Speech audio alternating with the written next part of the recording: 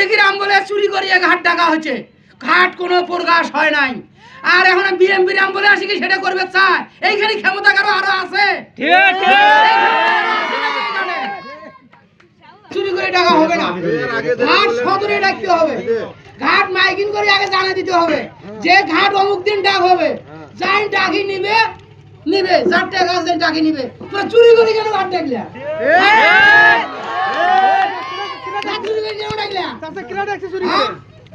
কামাল বাসা, কামাল বাসা কি করতে হাঁটে না?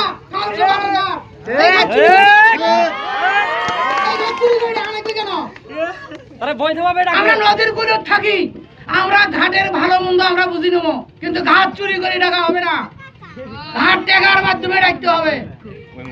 ঘাট যদি টিউনো অফিস না হয়, ডিসি অফিস থেকে ঘাট ডাক বাড়ি করে নিয়ে আসবে। হ্যাঁ, আর 20 টাকার ভাড়া 30 টাকা। একটা নদীর কুলের মানুষজন পার হয়, 2 টাকা না থাকে তার সাথে মারামারি করা হয়। কেন মারামারি করা হবে? কেন এই ঘাটে মারামারি করা হবে? তারপরে 1000 লোকের দাবি দেখান যে আমার 1000 লাঠি আছে। তোমরা 1000 লাঠিতে কি করবে? এবারে কি করবে? বুঝছা? হারাম নিম্বা 1000 লাঠি আছে, এই কথা কয় ঘাট ঘাট দক্ষিণ থেকে নিয়ে গেলেন। কেন ঘাট নিয়ে গেলেন? এই চালু ঘাটটা কেন ওখানে নিয়ে যাওয়া হলো? আগেও অবৈধ ভাবে ডাকছে ঘাট, ঘাট আগেও অবৈধ, কোনো কেউ ডাকতে পারেনি ঘাট, হ্যাঁ এখনো ডাকছে ঘাট। দাবি ঘাট সদরে ডাকতে হবে, মাইকিং করে ইউনিয়নে জানান লাগবে যে অমুক দিন ঘাট ডাক হবে।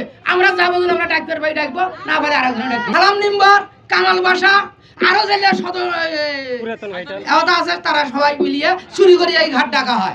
এই ঘাটের কোনো কেউ জানতে পারে না যে এই ঘাট ডাক হচ্ছে। এই ঘাট ডাক হবে হয়তো 5 লাখ টাকা, 2 লাখ টাকা ঘুষ খায়া এই ঘাট 3টে ঘাট হয়।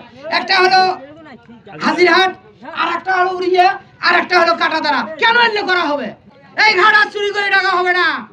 এখন চামচা চলবে না, চামচার খাওয়া নাই, সাদা বাসের খাওয়া নাই। ঘাটটি হচ্ছে ডাকের ঘাট, সরকারি ভাবে ডাক হয়, কিন্তু এই ঘাটটি দীর্ঘদিন যাবৎ 4-5 বছর থেকে ডাকা হয়, কিন্তু এলাকাবাসী কেউ জানে না। আমাদের দাবি ঘাটটা ওপেনডে ডাকা হোক, ভাড়া কমানো হোক, আর পূর্ণয় যে আমাদের ঘাটটা কালাদারাই ছিল, আমরা এই ঘাটটা আমাদের আবার পূর্ণয় কালাদারাই চাই।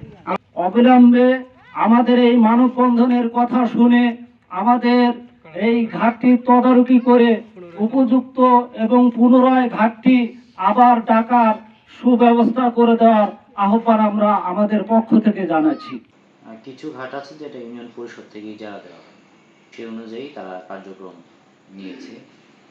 তো তৎপ্রেক্ষিতে আমি এরকম একটা বিষয় আমরা জেনেছি যে এখানে এসেছিলেন যে তারা প্রসেসটা মেনটেন করেনি, একটা বিষয় আমাকে বলেছে।